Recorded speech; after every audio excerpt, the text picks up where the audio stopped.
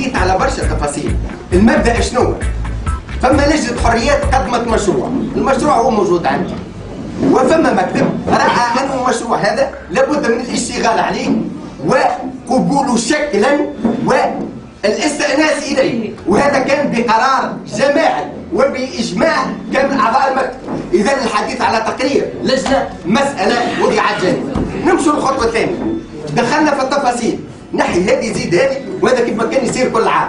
سفيان وقتاش انسحب على مسألتين، المسألة الأولى جينا وقت نحكوا في المستجدات، فطرحت في المستجدات أنه تفويض لجريدة الصباح إلى السيد صخر الماطري إضافة عضو اللجنة المركزية للحزب الحاكم.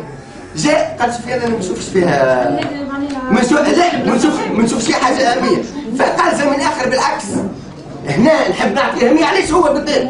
وهل هذه بداية خصخصة نبداوها من الصباح والدلزة كاكتيس برودكسيون وخذوها لابريس ياخذوها العائلة الفلانية؟ فطبيعي جدا أنا كرئيس جلسة أني نسمع كل الآراء. قام سفيان وتشنج وقال لا يتنحوا توا عضو اللجنة المركزية ما كملش. حاولت أن نهدي كل النفوس صحيح ولا لا؟ وقلت أنا سأمارس دوري وباش نحل وعلى ضمانتي مانيش ديمقراطي، صحيح الكلام ولا من اجل انه تقدم. يا ولدي قدم لنا زميلتك بالاسم تاع السياسي قال لي زميلتك قدمها كيف ما هي، قدمها كيف ما هي. اسمع لا لا لا ما ماهوش تقرير شو نعمل فحص ديالي شرعي. سؤال قوم اول حاجه عنده صحفيه في حتى دوله في العالم تصير هيك قال الصحفيين فقط هذا والنقاش الاخر كان داخل النقابه واموركم الداخليه. كان نزلك عليه سؤالي علاش ما اعتمدتش علاش ما اعتمدتش تقرير لجنه الحريات؟ هل ولجنه اخلاقيات المهنه؟ طيب جاوب سي كمان يسال سؤال يا خويا خلينا انا نمشي معاك الى الحل. فعلا علاش ندرس الصحفيه هذه لو جات في بلاد اخرى ما تكونش كفايه. اليوم احنا في تونس ووقت حريه الصحافه في تونس يعكسوا الواقع الحالي.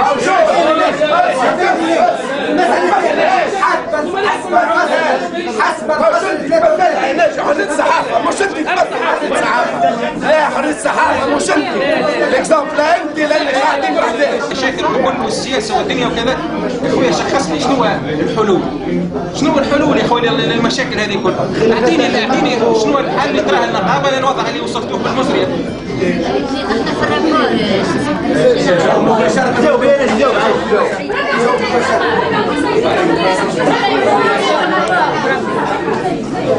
هو بالنسبه لي اول شيء في جانب المادي والمهني هناك قانون موجود، اتفاقيه مشتركه بالنسبه للصحافه المكتوبه وقانون اساسي بالنسبه للاذاعه وبالنسبه للتلفزه وقانون اساسي بالنسبه للوكاله. للاسف هناك خرق واضح في هذه القوانين، لا يتم تطبيق هذا القانون، وهذا على مرأى ومسمع من السلطه اللي هي واجبها ان تطبق القانون.